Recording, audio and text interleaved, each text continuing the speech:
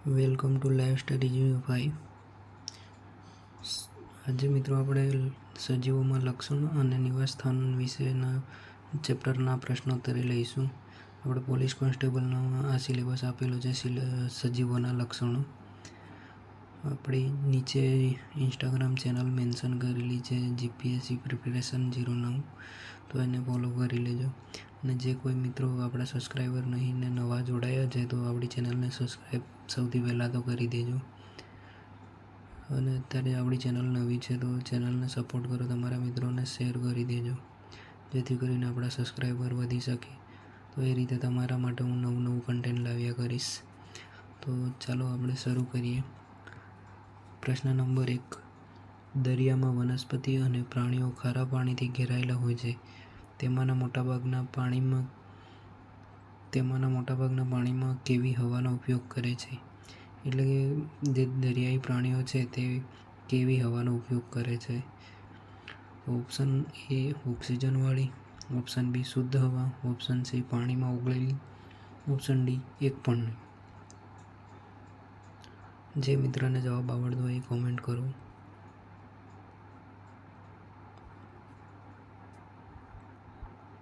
તો અહીંયા તમારો સાચો જવાબ આવે છે ઓપ્શન સી પાણીમાં ઓગળેલી, એટલે કે જે પાણીમાં ક્ષાર હાથે ઓગળેલી હોય એ હવાનો ઉપયોગ કરે છે.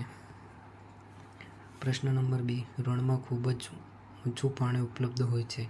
રણમાં દિવસ સમયે ખૂબ જ ખાલી જગ્યા અને રાત્રે ખૂબ જ ખાલી જગ્યા હોય છે. ઓપ્શન એ ઠંડી, ઓપ્શન બી ઠંડી ગરમી, ઓપ્શન સી ગરમી, ઓપ્શન ડી ગરમી ઠંડી.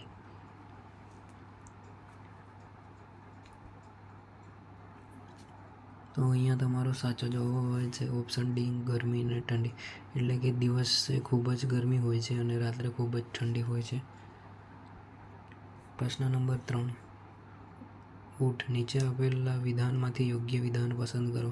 એટલે કે ઊંટ વિશે આપ્યું છે, તો જોઈએ ચાલો. ઓપ્શન એ ઊંટ તેમના શરીરમાંથી ખૂબ જ ઓછા પ્રમાણમાં પાણી ગુમાવતા હોવાથી તેઓ પાણી વગર ઘણા દિવસો સુધી જીવી શકે છે. ઓપ્શન બી તેઓ ખૂબ જ ઓછી માત્રામાં મૂત્રનો ત્યાગ કરે છે, તેમનો મળ સૂકો હોય છે અને તેમને પરસેવો થતો નથી. ઓપ્શન સી ઊંટને લાંબા પગ હોય છે, જે તેના શરીરને રણની રેતીની ગરમીથી દૂર રાખવામાં મદદ કરે છે. ઓપ્શન ડી આપેલ તમામ.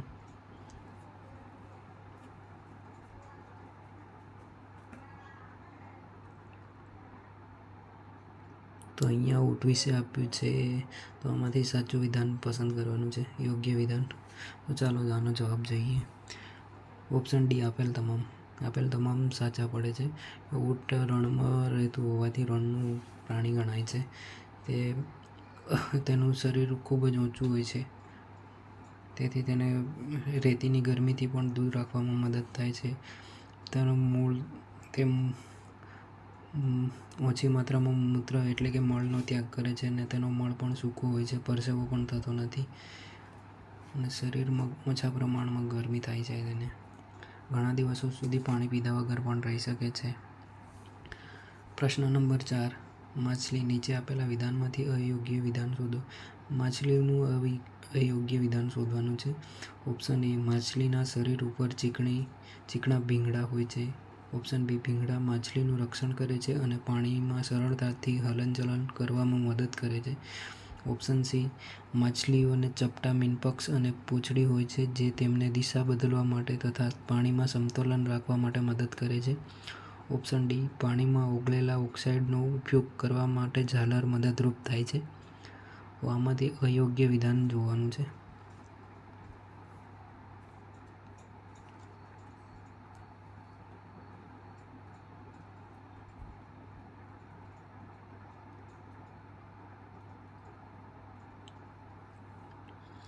ચાલો તો આનું અયોગ્ય વિધાન કયું છે જોઈએ. ઓપ્શન ડી પાણીમાં ઓગળેલા ઓક્સાઇડનો ઉપયોગ કરવા માટે ઝાલર મદદરૂપ થાય છે. પાણીમાં હમણાં આપણે આગળ જ જોયું, પાણીમાં ઓગળેલો ઓક્સાઇડ એટલે હવા, જે ઓક્સિજન હોય છે તેને ઉપયોગ કરવા માટે ઝાલર મદદરૂપ થાય છે. તો અહીંયા ઓપ્શન ઓક્સાઇડની જગ્યાએ ઓક્સિજન આવશે મિત્રો, એટલે આપણું અયોગ્ય વિધાન બી છે. પ્રશ્ન નંબર 5. ચોક્કસ લક્ષણો કે આદતોની હાજરી સજીવોને તેમના વિસ્તારમાં કુદરતી રીતે જીવવા માટે સક્ષમ બનાવે છે તેને શું કહે છે? ઓપ્શન એ સકુલન, ઓપ્શન બી સમકુલન, ઓપ્શન સી અનુકૂળ, ઓપ્શન ડી પ્રતિકૂળ.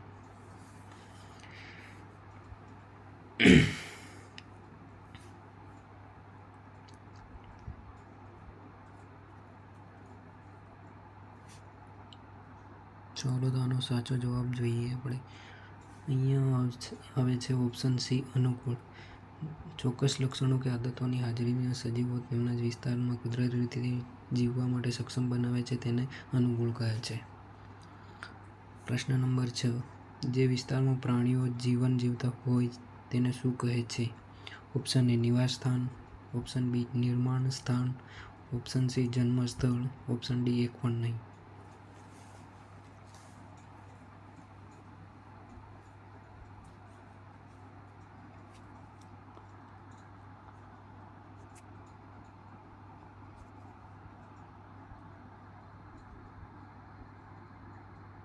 અહીંયા તમારો જવાબ આવે છે ઓપ્શન બી નિર્માણ સ્થાન.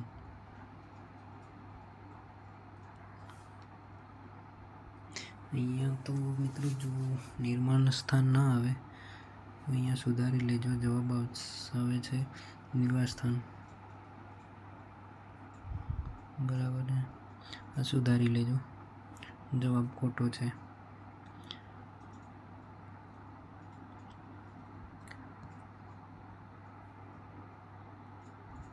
પ્રશ્ન નંબર 7. નીચે આપેલ વિધાનમાંથી સાચા વિધાન પસંદ કરો.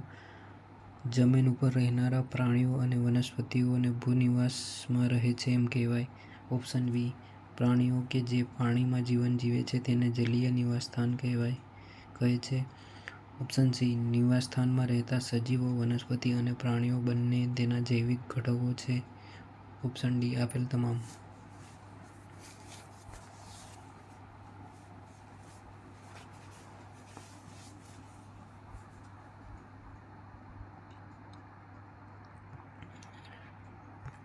અહીંયા તમારો જવાબ આવે છે ઓપ્શન ડી આપેલ તમામ. એટલે કે જમીન પર રહેનારા પ્રાણીઓ અને વનસ્પતિ ભૂનિવાસમાં રહે છે તેમ કહેવાય. પ્રાણીઓ કે જે જીવન જીવે છે તેને જલીય નિવાસ સ્થાન કહે છે. જે પાણીમાં જીવે છે તેને જલીય નિવાસ સ્થાન કહેવાય છે. નિવાસ સ્થાનમાં રહેતા સજીવો, વનસ્પતિ અને પ્રાણીઓ બંને તેના જૈવિક ઘટકો છે. એટલે કે એકબીજાના પરસ્પર જૈવિક ઘટકો છે. પ્રશ્ન નંબર 8. જ્યારે બીજમાંથી ફણગો ફૂટે છે ત્યારે તેને શું થયું તેમ કહેવાય? ઓપ્શન એ ક્ષુપ, ઓપ્શન બી છોડ, ઓપ્શન સી ફણગો, ઓપ્શન ડી અંકુરિત.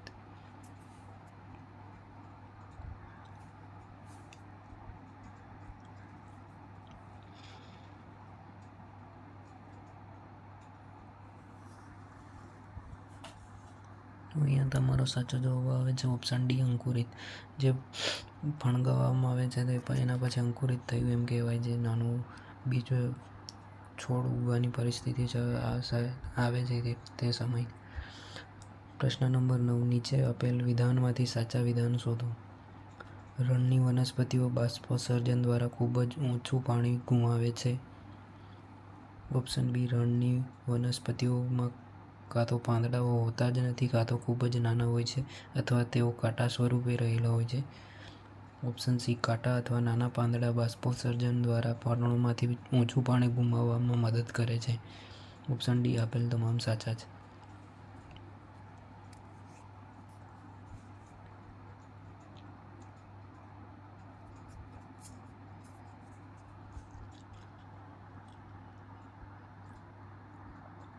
અહીંયા તમારો સાચો જવાબ આવે છે ઓપ્શન ડી આપેલ તમામ સાચા છે. એટલે કે રણની વનસ્પતિ દ્વારા વનસ્પતિઓ ખૂબ ઓછું પાણી ગુમાવે છે.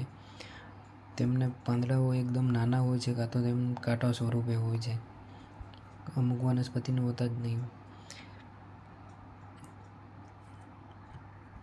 પ્રશ્ન નંબર 10. થોરમાં જે પાંદડા જેવી રચના ધરાવે છે તે હકીકતમાં શું છે? ઓપ્શન એ કાંટાઓ, ઓપ્શન બી પર્ણો, ઓપ્શન સી પ્રકાંડ, ઓપ્શન ડી મૂળ.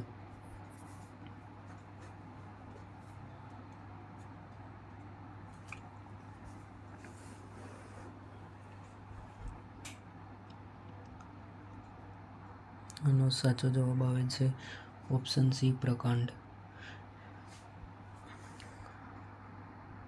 મિત્રો, જે કોઈ નવા આપણા સબસ્ક્રાઈબર નહીં તે આપણી ચેનલને સબસ્ક્રાઈબ કરી દેજો.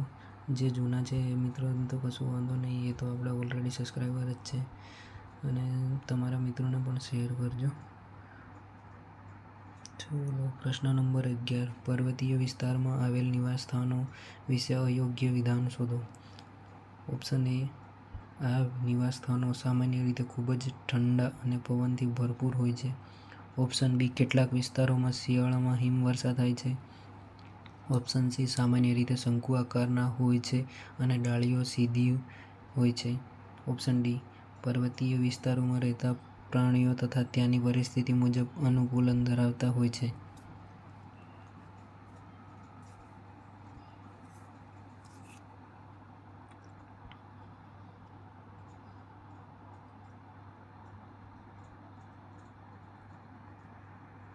આનો અયોગ્ય જવાબ જોઈએ આપણે. Option C. વૃક્ષો સામાન્ય રીતે શંકુ આકારના હોય છે અને ડાળીઓ સીધી હોય છે.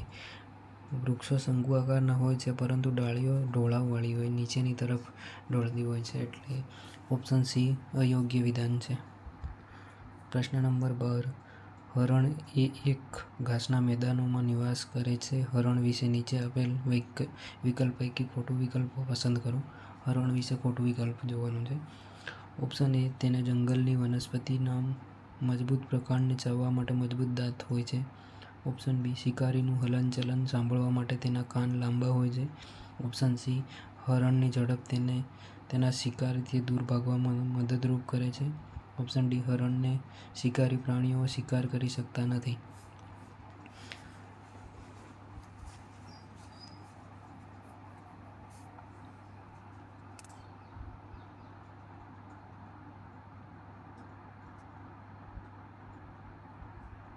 અહીંયા જવાબ આવે છે ઓપ્શન ડી. હરણને શિકારી પ્રાણીઓ શિકાર કરી શકતા નથી. કેમ ના કરી શકે? હરણના શિકારો સૌથી વધારે થતા હોય છે જંગલોમાં, મેદાનોમાં, ઘાસના મેદાનો હોય છે ત્યાં. શિકારી પ્રાણીઓ તેનો શિકાર કરી જ જાય છે. પ્રશ્ન નંબર 13. તમે પોતે સજીવ છો. તમારામાં એવું કયું લક્ષણ છે કે જે તમને નિર્જીવથી જુદા તારવે છે? Option A. દરેક સજીવ શ્વસન કરે છે. Option B. બધા જ સજીવોને ખોરાકની જરૂર હોય છે. Option C. બધા જ સજીવો વૃદ્ધિ દર્શાવે છે. Option D. આપેલ તમામ.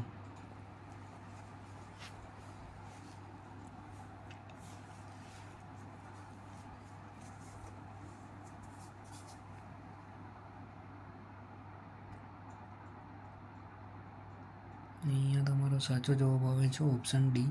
આપેલ તમામ. જે નિર્જીવથી જુદા કરે છે. દરેક સજીવ શ્વસન લે છે. પોતે ખોરાક, સજીવ હોય તો ખોરાકની જરૂર પડે છે. પછી વૃદ્ધિ પણ કરે છે. એટલે આપેલ તમામ આવશે. પ્રશ્ન નંબર 14. શ્વાસોચ્છ્વાસ એ સજીવનો એક ભાગ છે, મતલબ એક ખાલી જગ્યા ભાગ છે. Option A. પાચનનો. Option B. નિયંત્રણનો. Option C. શ્વસનનો. Option D. આપેલ તમામ.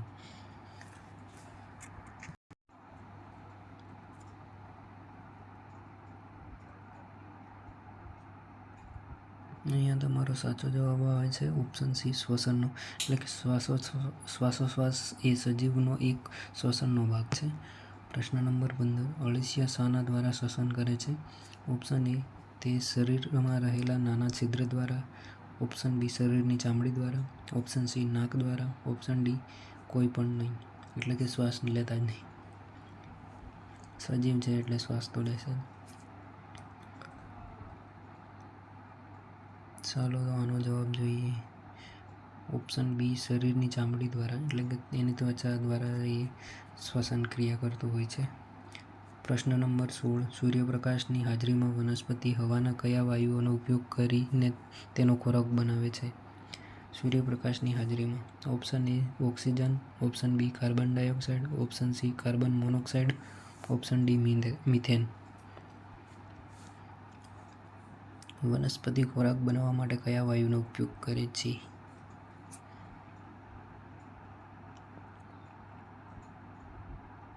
ચાલો તો આનો જવાબ જોઈએ. Option B. Carbon dioxide.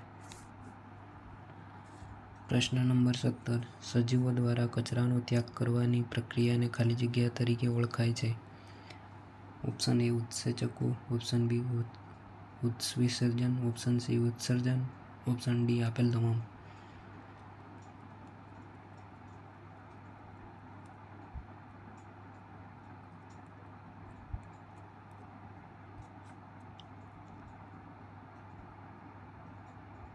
અહીંયા તમારો સાચો જવાબ આવે છે ઓપ્શન સી ઉત્સર્જન.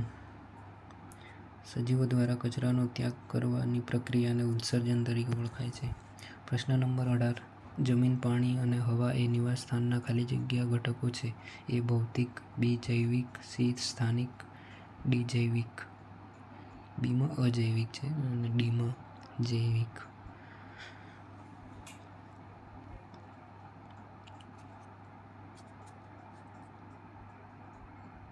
ચાલો આનો જવાબ જોઈએ. ઓપ્શન ડી જૈવિક. જમીન, પાણી અને હવાના નિવાસસ્થાનના જૈવિક ઘટકો છે. પ્રશ્ન નંબર 19. આપણી આસપાસના બદલાવ કે જે આપણને પ્રતિભાવ આપવા પ્રેરે છે તેને શું કહે છે?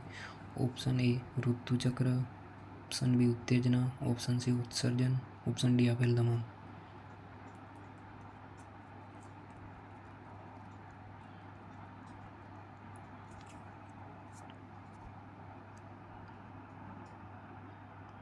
ચાલો આનો જવાબ જોઈએ. 19 નંબર પ્રશ્ન 18-19. અહીંયા તમારો 19 નંબરનો જવાબ આવે છે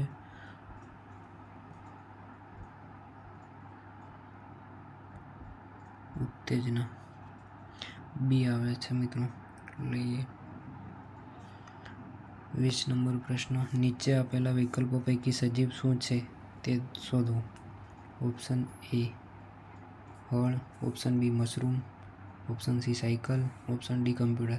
એટલે કે નીચે આપેલામાંથી સજીવ કયું છે તે શોધવાનું છે. તો જેને પણ આવડતું હોય એ કમેન્ટ કરી દેજો.